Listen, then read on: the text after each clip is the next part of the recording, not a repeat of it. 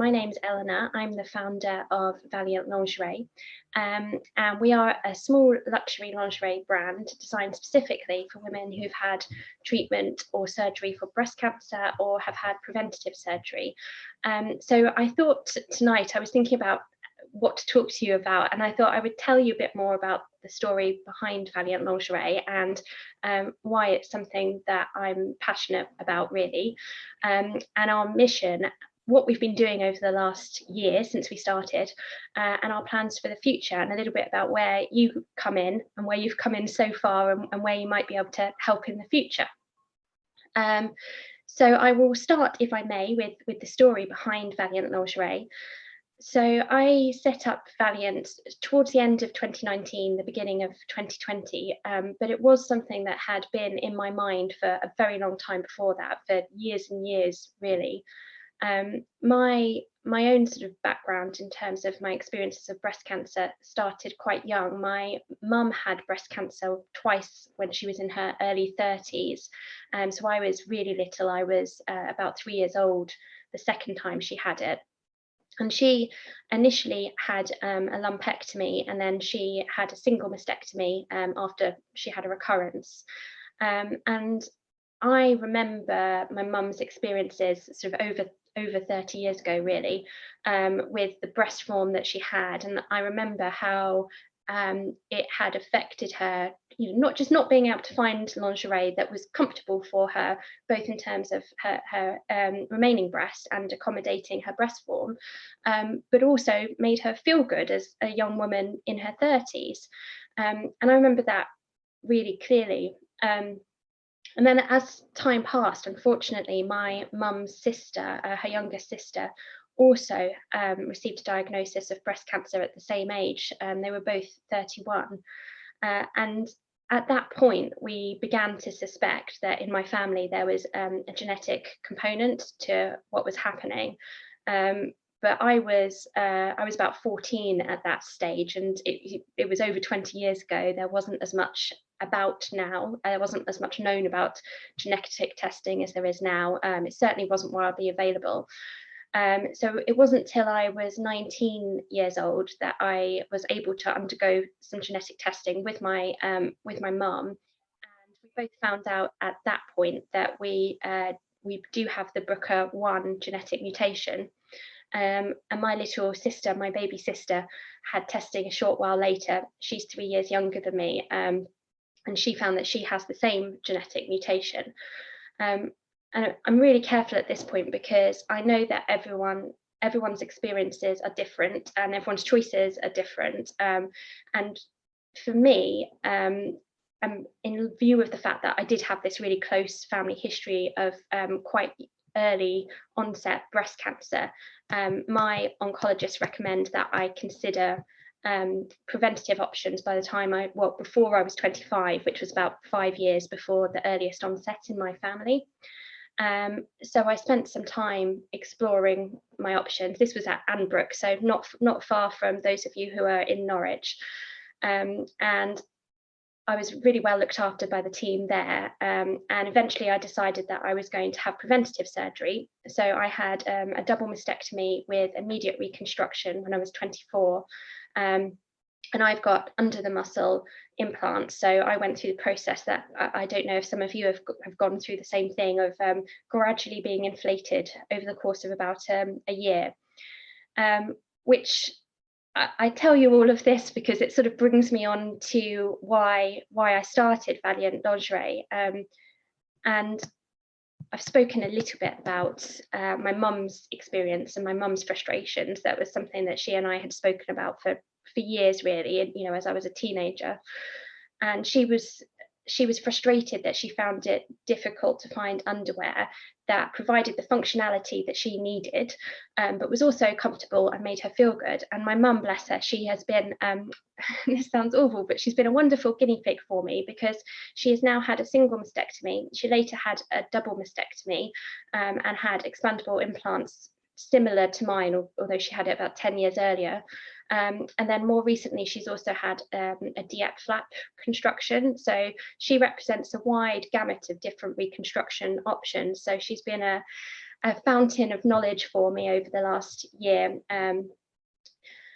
So in terms of my own experiences, I found that after my initial recovery, and I don't know if this rings any bells for any of you, I went through the process of wearing the sort of sports bras and the compression bras as I healed.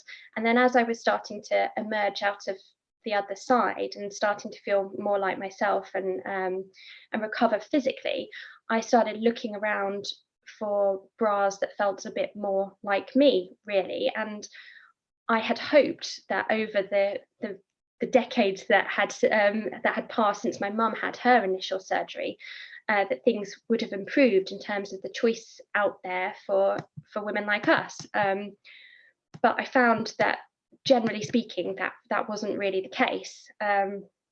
So I spent a lot of time doing research on bras and experimenting and trying to find something that worked for me. I found that personally, I still do need post-surgery bras, although I have implants. I find it almost impossible to wear underwire now, and I also find that I need to have bras that are really super soft in their lining, and that the seams have to be in quite carefully placed so they're not irritating any of my scars. So I knew that I had quite specific requirements in terms of the functionality that I needed, but if I did find something that had that functionality, they didn't really look how I wanted them to look, or vice versa.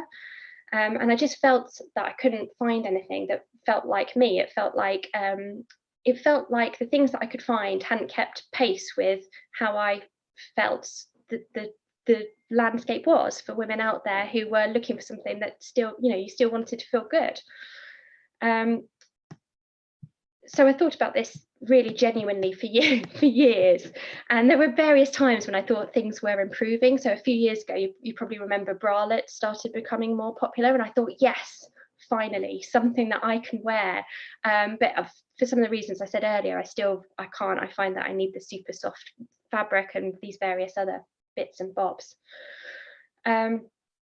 So at the end of last year, really, beginning of the end of 2019, I should say. I keep forgetting we're in 2021. And beginning of 2020, I thought something snapped inside my brain, and I thought, I'm going to do something about this. I'm going to address this issue. And so I started Valiant Lingerie. And right at the outset, I started thinking really about those matters that I've just touched upon. So the things that I felt that I wanted that didn't really exist out there yet on the marketplace. And I knew, as I've said, that there are certain functional requirements that I wanted to be able to provide. So I wanted them to be non-wired but supportive. I wanted them to be super soft with those carefully thought out seam placements that I mentioned. I wanted them to be pocketed so that ladies who do wear breast forms, or who would like to use a bit of padding to even out any unevenness, have the option to do so. But I didn't want these bras to look like they were functionally orientated. I wanted them to be a beautiful product in their own right that also provided these options for ladies who've had surgery. So that was my starting point. I sort of didn't want beige clinical bras, basically. I wanted something more beautiful. So I started just doing some market research and having some sort of focus groups at the very beginning of 2020. And some of you may well have taken part in some of those. And if you did, thank you so much. I'm eternally grateful to you, because you've genuinely helped to shape and develop Valiant now, and also in terms of what we're looking to do in the future as well.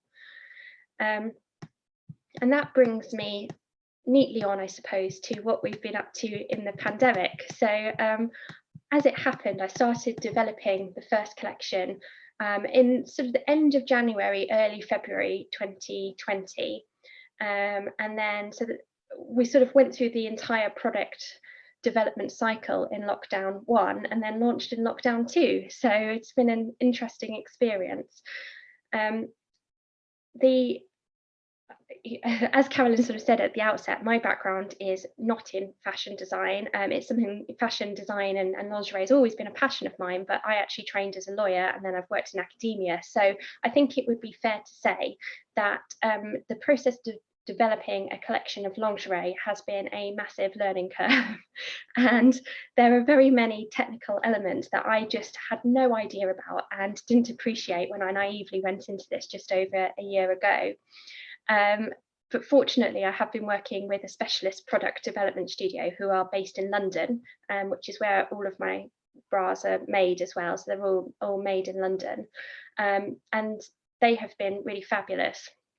And what I thought I would do now is to tell you a little bit about the design process that has gone into these bras. And I have, if you're interested in seeing, I have some of our early samples here as well as the finished articles, which I've never shown anyone the samples before, but I think it sort of illustrates the process that you go through in order to get these things designed. So as I sort of already mentioned, I went through the process of thinking about what I wanted the designs to achieve in the outset, and then I sort of thought about it visually. I put together mood boards. I love a mood board to think about how I wanted them to look, and then after that, there's a fairly regimented technical process that one goes for. So it starts off with quite technical CAD drawings, which I just hadn't appreciated that bras start with a CAD drawing. This was completely new to me. So first, the technical CAD drawings were produced, which give an idea of how the bras are going to look. And I also have made matching briefs because I know that people like to have the option to have a full set. And those drawings are quite technical, although they have the aesthetics of it. They also have the technical details of where the seams are going to be, what kind of stitches, and so on and so forth. And from those, we then started the process of drawing up the patterns for the bras and also sourcing the fabrics for them.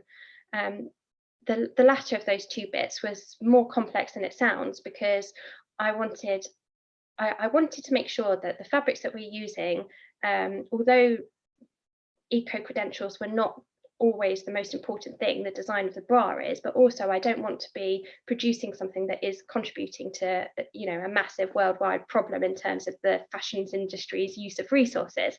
So I wanted there to be some eco-credentials for the fabrics that we use as well.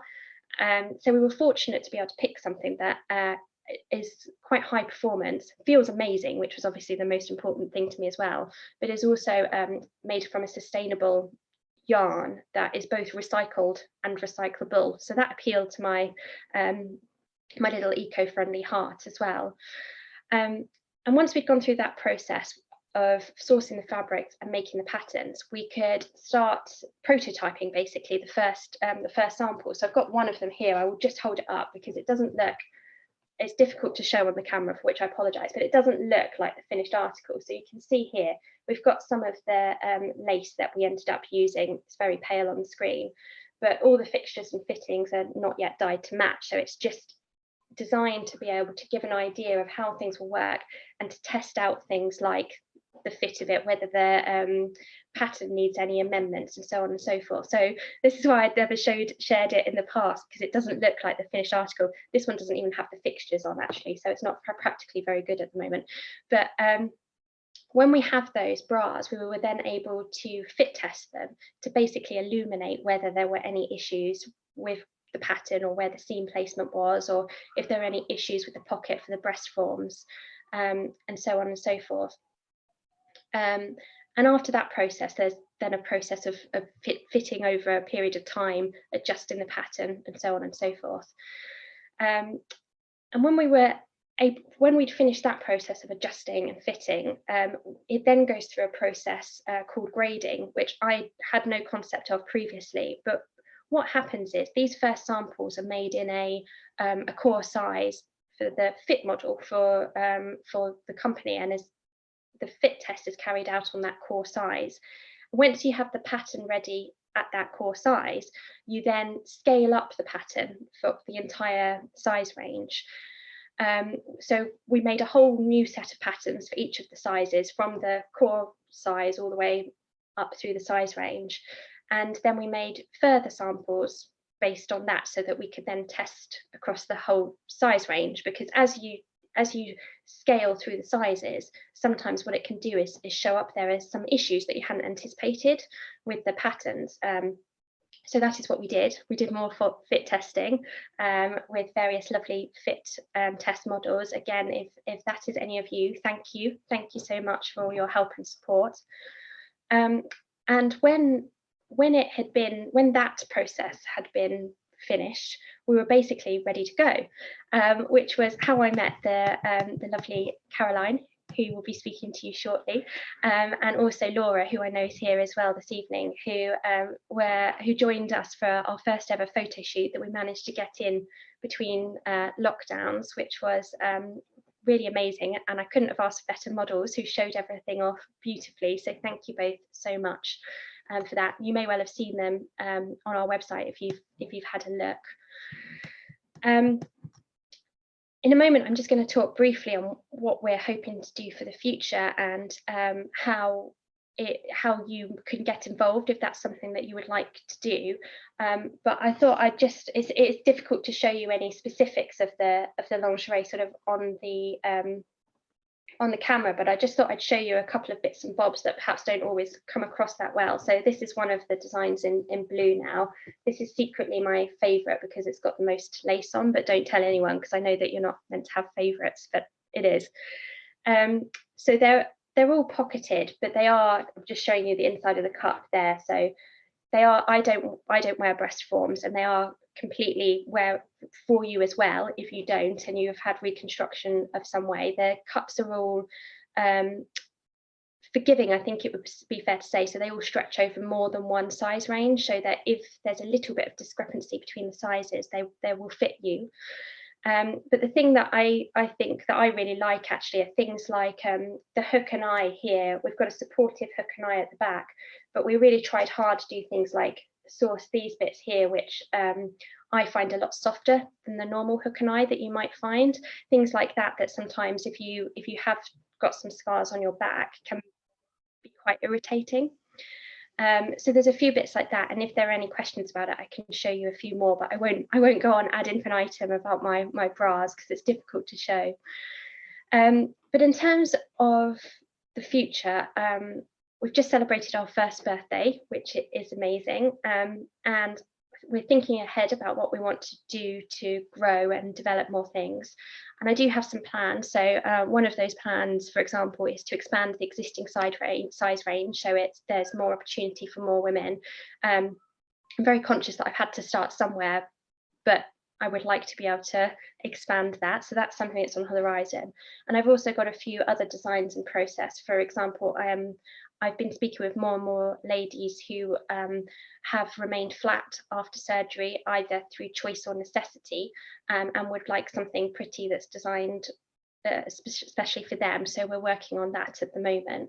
So we do have some things coming up on the horizon, but it's really important to me that what we're doing listens to you and to your feedback, and what features you find helpful and what frustrates you at the moment and what you might like to see in the future. Another one that I've heard, for example, from a number of people is that they would at some point in the future be interested in a swimwear line that can accommodate them. So it's really important to me that your needs are taken into account. So I essentially open the floor to you and to any feedback or thoughts that you may have, which are always gratefully received. Not necessarily for now, it's not a sort of limited time offer. My email address is just info@valiantlingerie.com, or you can find me on social media.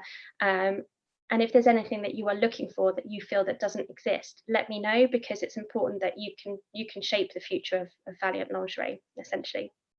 So thank you very much. I'll ask a question if that's all right. I know the answer to this because you told me earlier, but I just thought it might be interesting for other people. Is that so your lingerie is beautiful, and obviously you put a lot of thought into it and a lot of research. And you did say it's a luxury brand, so we've got to bear that in mind. But at the moment, the bras and the beautiful matching knickers are probably the higher end of the price range for lingerie, just obviously because of the work that's gone into it, and perhaps because you're doing it in small batches at the moment. Yes. And but you did say that you were talking to your company in London about possibly having another range at a different price point in the future. I'd wondered if you could just say something about that. Yeah, thank you. That's a really good point. I'd forgotten about that. Thank you, Carolyn. Yes, absolutely. So at the moment, it's definitely on the luxury side. In the future, I'd like to be able to expand that and have different price points, essentially, so that there is something beautiful at different price points for people, because I'm conscious that that's something that's really important. So that's something that's in the works, as it were. I do caveat that by saying that it took me the best part of the year to get here with one collection, so it won't sort of be in the next month or 2 months. But it is coming. So please stick with me. Great, thank you. Does there anybody else want to ask a question? If you do think of something afterwards that you think you wish you'd asked, then please do feel free to contact me. I'm more than happy to answer questions sort of outside this meeting as well. So please do just let me know. Can you just tell us something about the sizes? Because you said about the different sizes, but have you got a smallest size and a biggest size? Yes, so there are 3 bras as they currently stand, and they come from, I'm just going to move you over to one side at the moment so I can get my size chart up on screen, so I'm not giving you incorrect information. But they cover slightly different sizes between the different designs. So let me just get my size chart up and I can tell you. So our smallest size at the moment is 32B, but as I said, the bras cover more than one cup size, so it's a 32BC because they have a bit of that forgivingness in the cup. And our largest size at the moment is 36DD. So I appreciate that there are some people who may be waiting at the moment, but as I say, it is something that's in development. One of the things is that when you reach 36DD, which is our largest size at the moment, to get to the next cup size up, you have to have a different pattern altogether. Although you can have the same aesthetic design, you have to have a different pattern to make sure that the bra functions as well as it needs to function, to make sure that it's supportive and comfortable. So those are things that we're working on at the moment in order to make sure that the bras that we're putting out there do what they should be doing in terms of the support. So I have been in touch with a number of ladies who I know are waiting, and I haven't forgotten you. I am working on it, I promise. That's brilliant, thank you. So if we hand over to Caroline, and we're going to hand over to Caroline Scott, who is keeping Abreast Chair of Trustees, also a model for Valiant Lingerie, and has been through the breast reconstruction process herself. So she's going to tell us about that. And then obviously if anyone's got any other questions for you, Eleanor, at the end, or for Caroline, we can take those. So yeah, over to you, Caroline. Thank you. Thanks, Eleanor. It's really nice to hear a bit more. I think I could sit and chat about so many different things, about bras and lace and knickers and all sorts with you. Yeah, it's really lovely to see you and hear the background to Valiant as well.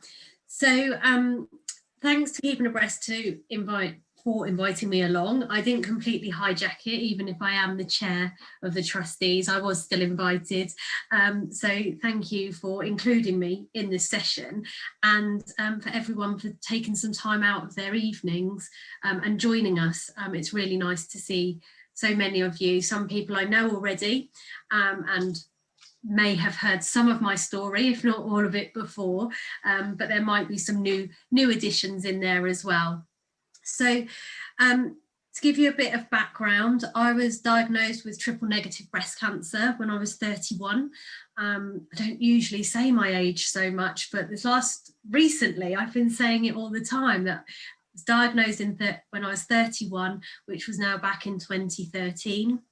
I have no family history, so it's quite the opposite from Eleanor's story. It was completely out of the blue. I am a family of women and females, and luckily we'd never been touched, well, certainly not close family. So for when I was diagnosed, it was out of the blue. I got given the full range of treatments. Chemotherapy to start with was the treatment plan, and then it was going to be a single mastectomy. Then it was always radiotherapy with delayed reconstruction. And that was always the treatment plan, and that was always what was in my head. So right from the start, and I think for most women, when you're faced with anything like that, I was one of the women that went along with what my team advised me to do or what they told me to do. I think I was quite a good patient. I didn't query too much, which you'll see why I mention that when we come on to the reconstruction element when we get there. So I had my mastectomy on Valentine's Day in 2014. That was a lovely day to spend at the NNN in Norwich. And I then went on to have my radiotherapy in the May. And that was then my treatment completed. And I was signed off very quickly from the hospital because it was triple negative. There was pretty much nothing further. I was back in the wide world on my own. And it was just then going to be a case of waiting to go see the team and get a referral for reconstruction. So that happened. I got my referral and I went to meet the team in the reconstruction department in the plastics. And that was pretty much the first time and the first real memory that I had a personal connection with being at the hospital and seeing someone from Keeping Abreast. I had gone during my treatment to some of the drop-ins, but I actually then met one of the volunteers in the waiting room, which was a really nice way of an introduction and the whole experience, really. So I had my meeting with Elaine Sassoon, who, again, some of you may know, some of you may have heard of, some of you may have had your surgery with her as well. She's quite well renowned. And at the time, a group of friends that I'd met through my cancer journey were all very excited that I was having this surgeon. And these people that I'd met through my cancer journey were from all over the UK, because I met them through what was breast cancer care. And they were all very excited that I had this surgeon, and they seemed to have done far more research on her than what I'd done myself. So it was quite an interesting situation. But I met Elaine, and at the same time I also, Ruth was present as well as the plastic nurse, the reconstructive nurse. And Miss Sassoon, in her style, anyone that's met Elaine, in her style, very much told me straight away I had one reconstruction option. That was it. You know, I would not be considered for implants. There was absolutely no chance that she would consider taking anything off my back. She said it was far too restrictive for me and wouldn't be appropriate with my lifestyle and my age. And because of my build, she said that there was no chance of getting tissue from anywhere other than there was some hope of getting it from the PAP flap, which is the medical term is a profound artery perforator, which I have to write down because I never refer to it that way. To you and I, it's the tissue from right the inner thigh and under your bum cheeks. So that was my option. And I can remember coming out from that meeting, and the KA volunteer said, "Oh, how did it go?" And I was like, I have an option. And I went away, and again, the compliant patient that I went away and agreed that that was my option. And that is the reconstruction that I did have. I did have the PAP flap.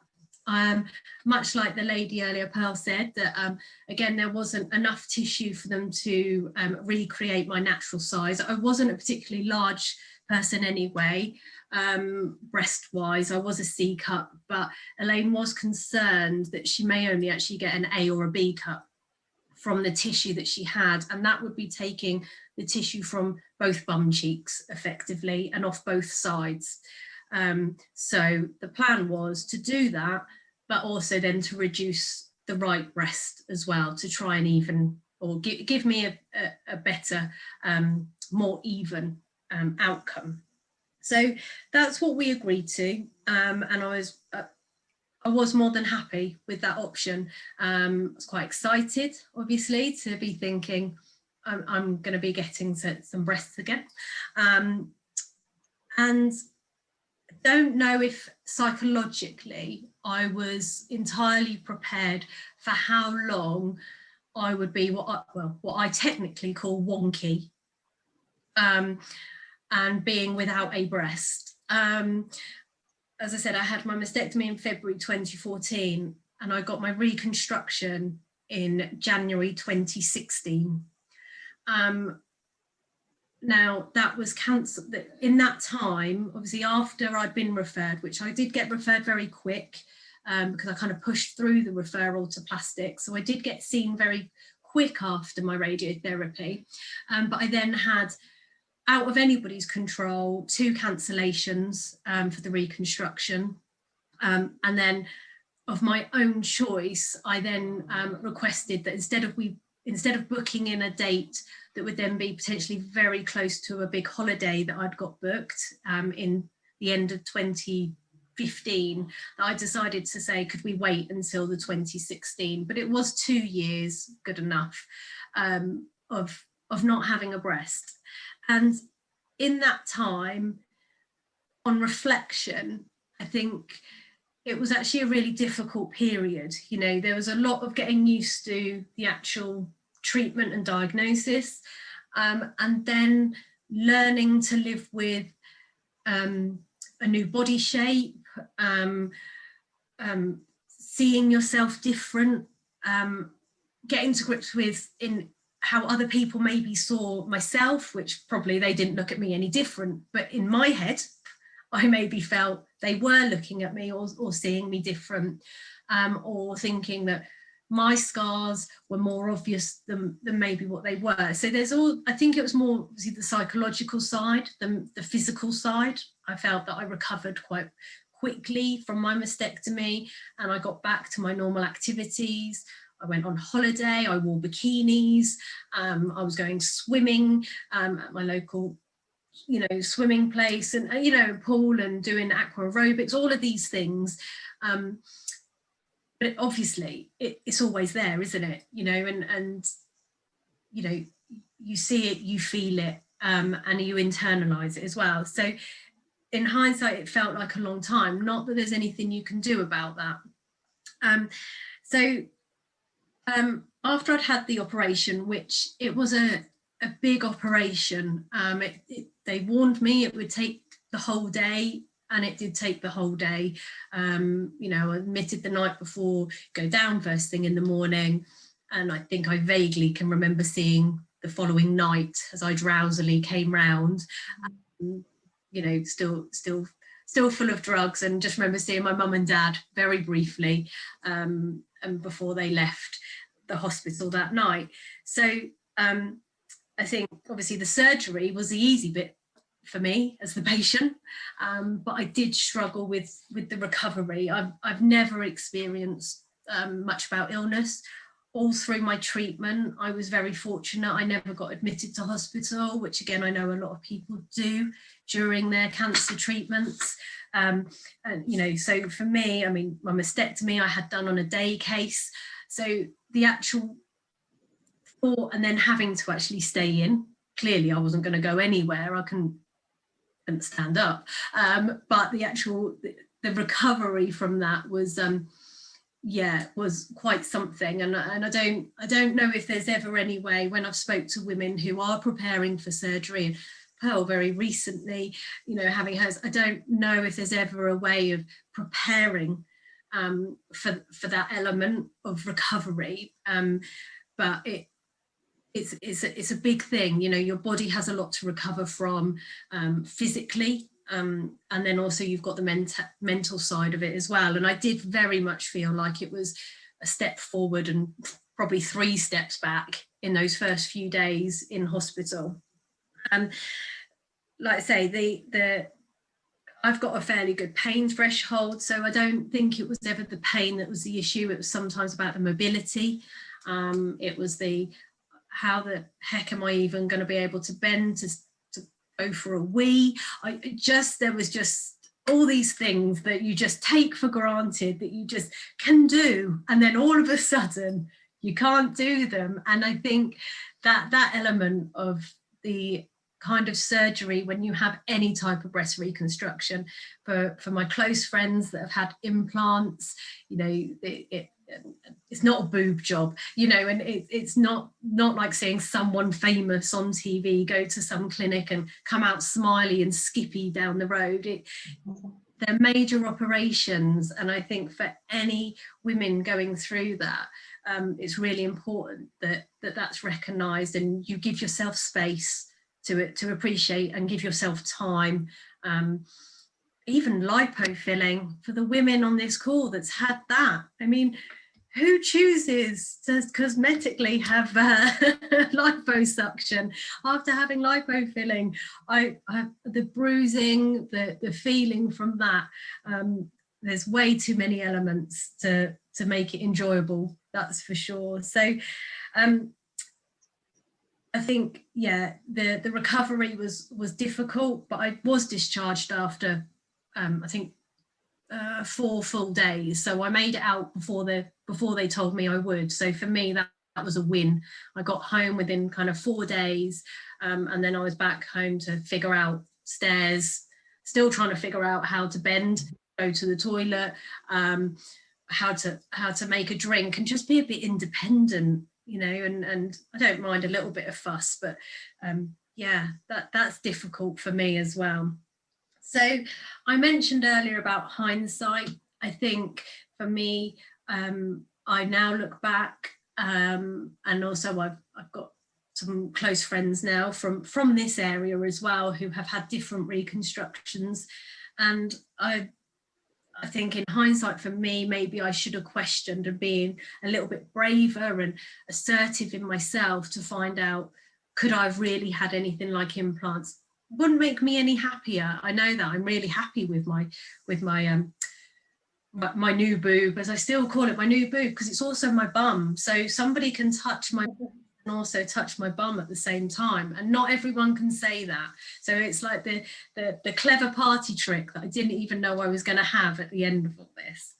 So I think I would have liked to, you know, me with a bit more knowledge, maybe I would have liked to done something else.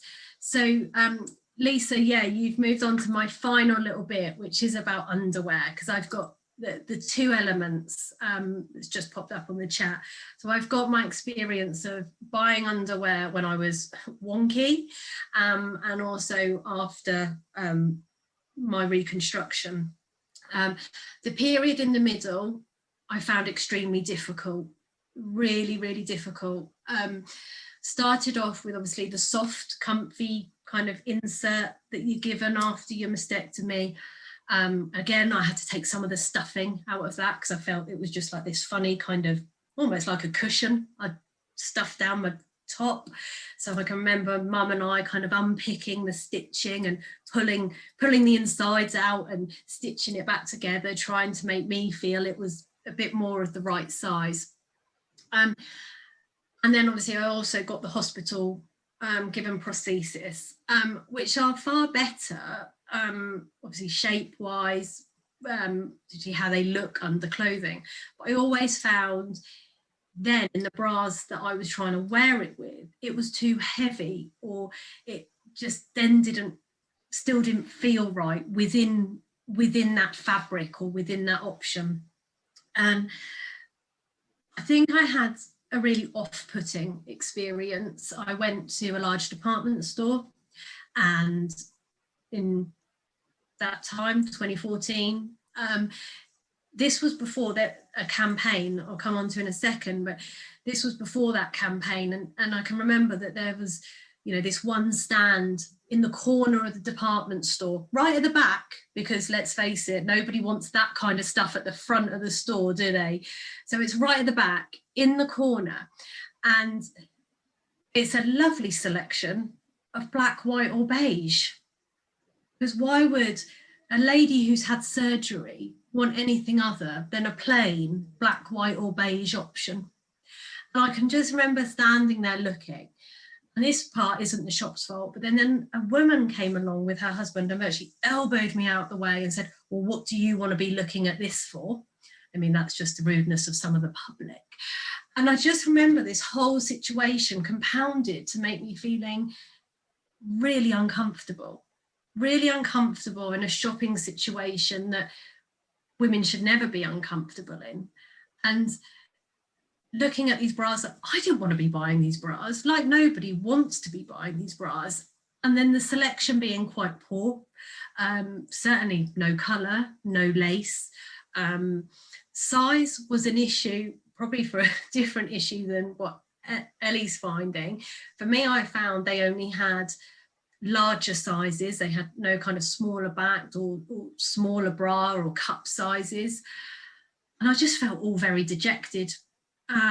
So I kind of went to just trying to make do. I'd stuff the comfy in anything that would work. I would wear bralettes or like this more crop top, you know, like the Calvin Klein crop top, that kind of thing, stuff something in there. And I think it was just something I went, oh, well, I'll get reconstruction at some point. I'd wear my comfy when I went swimming, and I can remember squeezing it out before getting out of the pool, so I left some of the water behind. And it was just, it felt like a means to an end, and it certainly wasn't a nice experience. And on the, again, another thing, and for the stores as well, I think it's a learning thing for the stores, because I know there was then a campaign from, I think it was, I don't know if it was Breast Cancer Care or who it was that sort of said, you know, let's not be putting these bras at the back. Let's not, you know, people shouldn't be felt that they're being pushed in the corner. And there was another element that I found quite stinging, is it was then with like the maternity or the nursing bras. Now, for a young woman that's then gone through a cancer diagnosis, I was kind of processing, but I now didn't even know if I could have children. You know, so there was a lot of emotion that for the person designing that store just hadn't registered. But for me, it was all there. So that experience, I kind of went, oh, don't want to do that again. Fitting, I think it's fair to say any place that's doing bra fittings, they do want to help, and they all tried, and they all, you know, it was a difficult situation for them as well to find something that would fit, to find something that was suitable. So that was sort of like in the middle period, and I just ended up making do. Since then, I now wear pretty much any kind of bras I want. I will walk into, or I have walked into Boo Avenue, Victoria's Secrets, any of them, and I will buy a bra and I will make it work. I will put these things in a bra if I want to, and I will make it work, but it's not always comfortable. And I think maybe that's the other thing. And I am now a proud owner of a Valiant Lingerie bra. She's not paying me to say this, but it is so comfortable. And when Ellie was talking earlier about doing that research and about the stitching and about the pockets, about the fabric, the lace, whatever it is, it's been considered. And quite right, the price point is of the higher price bracket. However, it is a smaller independent product specialist at the moment, and we can only hope that it won't be in this bracket forever. And you're paying for that. Again, it's made in London. Ellie and I got quite excited about lace when we met, because the lace detail on it.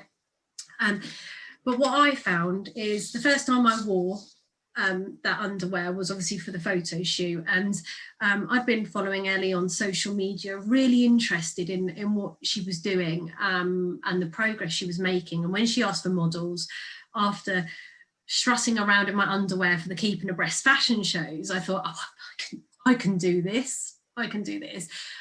She actually selected me, and I'm not sure on reflection on the day in question when I turned up that I actually still felt I could do it. Standing on the catwalk for Keeping Abreast with all your women round you and everyone cheering is very different to standing in your underwear in front of a camera trying to relax, and anyone that's done that, hats off to you, because it was, to begin with, a terrifying experience. And I'm only glad Ellie was there, and Laura, very good friend, also modelling, and a lovely photographer, to actually ease me into the process. But putting the bra on and the underwear, the softness, the makeup to it, and also that the ability for me, because I'm still uneven, which is fine, most women are, even naturally, you know, sisters not twins and all that. But what I like about it is that I could still put an insert into my left pocket on that Valiant bra to create a more even shape. I wouldn't need to, but I could if I wanted to. And that's the difference. There seems like an option, and it's an option that potentially I haven't had before, because as I've been stuffing my boobs in any bra, I haven't had that option.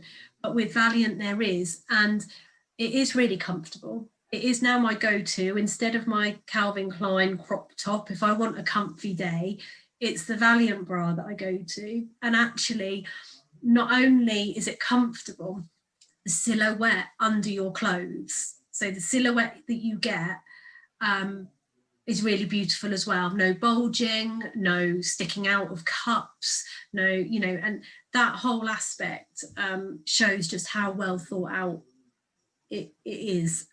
So I can only wish Ellie all the success with Valiant, and I'm so happy that she's joined Keeping Abreast for this Zoom. And like I say, everyone's took some time out this evening to come and hear what Ellie's got to say about the underwear and my brief story. And really, yeah, I'm happy to answer any questions or anything else from anyone here. But yeah, thank you for letting me ramble at you. Thanks, Caroline. It takes courage to to talk about something so personal. So thanks very much for that. You've got a round of applause from people that are muted, so I don't know how that worked, but very yeah, thanks for that. And it's really helpful for other people to know how it's gone as for you as well, because it does.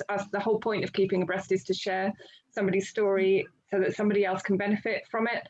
And so that's really great. So do you want to see if anybody wants to ask a question, or to ask you or Eleanor a question, and then we'll go from there. I can't see everybody at once on my screen, unfortunately. So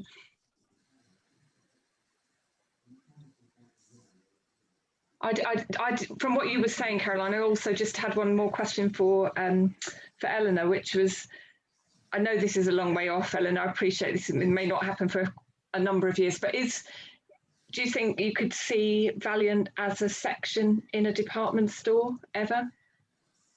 Yeah, absolutely. I think that is something that is on the horizon that I would like to explore. I've had similar experiences to the experience that Caroline just described, and I'm sure many of us empathise with that and had our own tales to tell on that as well. So it would be really good to be able to do that and to have something that it's not just shoved away in a corner, and you know, it is something that's you still have that opportunity to buy something in the context of a lingerie store that makes you feel good, not like someone who's sort of crammed into a dark corner somewhere.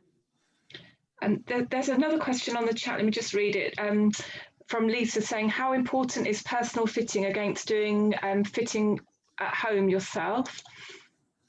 Yeah, that's a really good question, Lisa. Thank you. I think that you can get a long way with fitting yourself, and you, as I said, I've got quite a detailed guide on my website, and there are other similar guides online that can give you a very good indication of what your size is likely to be. One of the advantages of being fitted in person is that you have the opportunity and the guidance to explore your sister sizes. And it's taken me a while to get my head around sister sizes, but basically what the sister size is to do with the cup volume of your bra. So a 32A, for example, the cup volume is not the same as a 34A. It's different, and I've got a sort of matrix on my website that sets this out. But that's one of the ways in which a fitting in person can help you to appreciate those nuances and make sure that you have a good fit. Whereas I suppose if you're just doing it by yourself and you're measuring yourself up, you have. Ruth came dashing in and said, Miss Sassoon's got someone with her at the moment. Do you mind her coming to see you? And I was like, well, she can, but I'm still at the stage where I think I did still have my drains in, and Elaine sent her up to see me. So I obviously sold it fairly well straight after surgery. And then a few years later, she did the Keeping Abreast fashion show with us as well. So it's really nice to see people who have since had the that form of reconstruction. And I agree, I think it is a struggle to find nice underwear. If it's anything like what I do, I maybe find it and then buy it in a few options. So you've got the same thing, but just in a couple of colorways and things like that. So what someone like Eleanor's doing, and I'm sure as it develops and hopefully all her plans come into place for different ranges and different thoughts, that there'll be far more in it in our underwear drawers for all of us. So sorry, I'm back. I think I probably reached basically the end of my point anyway, which is that's one of the main differences, I think, Lisa, to answer your question, that you can explore those sort of slight nuances on either side of your sister sizes, which sometimes can make sure that you get that perfect fit. Whereas if you're just trying on the one bra, if you see what I mean, where you've measured yourself, it might mean that you don't, on the first instance, find your perfect fit, which can then be frustrating. I think that would be the main answer. So I'm just going to read out, one of the ladies has said, thank you both for sharing your stories. I really think ladies who've had breast surgery benefit from buying a bra for someone who gets it. Obviously it's that's the point, isn't it, is that you know exactly how it was for your family and for you personally, and that's obviously what's driven you to have the company in the first place. Yes, thank you for that. Oh, we've been joined by someone. Sorry, we've got an incoming animal. Yeah, absolutely. Thank you very much for that. And that is genuinely why I say that I am really, honestly, I value anyone's feedback enormously, because we all have slightly different experiences, but it means the world to me to be able to hear from people like you what you've experienced, so that in the future, hopefully, none of us have to have another experience like Caroline described earlier, or I know we've all been through, where we just feel miserable in the corner of a store somewhere, feeling a bit out of place. So that's the dream for the future. Yeah, so on the point of feedback, it would be great to have anybody's feedback on what you think of the presentations generally, and on the subject of underwear, on Keeping Abreast, how we can help you. So I'll just give you the email addresses again. So it's info@valiantlingerie.com. I'll put them in the chat in a second as well, and info@keepingabreast.org.uk. Just get in touch with us if you think of anything that you want to ask Eleanor or Caroline, or any comments. We're really happy to have those. And